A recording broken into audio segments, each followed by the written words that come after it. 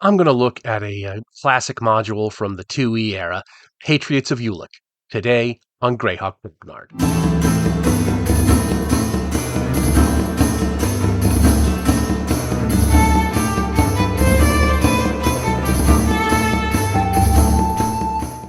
So, Patriots of Ulek by Anthony Pryor hails from 1992.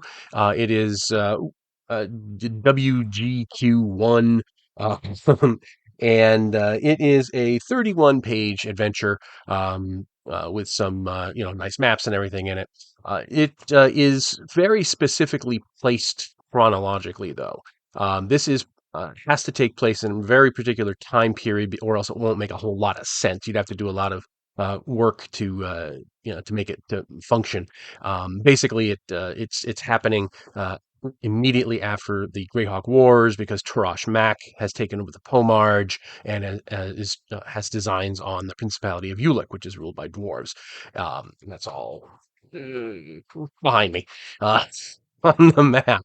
Um, so the PCs are sent in to basically figure out what's going on with the graph of what is it, Bracken's Grab? No, Princefell, because the prince, the graph, who is a halfling, is supposed to be mustering his militia and hasn't because he's ill, so the PCs have to go there. There's a number of encounters that get the PCs more and more with the understanding that something is going on in Princefeld, and it turns out that Tarash Mac has sent an agent ahead to infiltrate the place, and he's captured the graph, and orcish and goblin troops are spreading out, and the idea is that they're going to muster here, and then they're going to attack the dwarvish army as it goes into the Pomarge and crush it. So the PCs have to, first of all, figure out what's going on, then stage some sort of raid on the Graf's manor house to free him, and then get the militia up and running, and after the orcs. It's a tight, very well done module, but it does suffer from that one curse, which is that if you're not running your game in this particular year, in this particular place, it's not going to make a lot of sense. Like I say, it'll take some surgery to get it to work in other locales. You can do it, it's nothing's impossible. But it's much better for the period and place in which it was originally designed. Bonus in the back, there's actually rules for to run the battle using the battle system rules, which is very cool.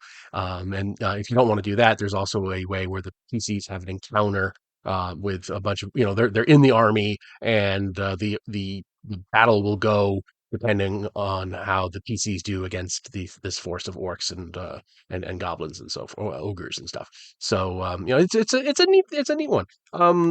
It's a pretty standard layout. You've got it's everything you'd expect from a 2E era Greyhawk book. It's got some neat maps and everything. If anything, there's also a little issue I have with the layout.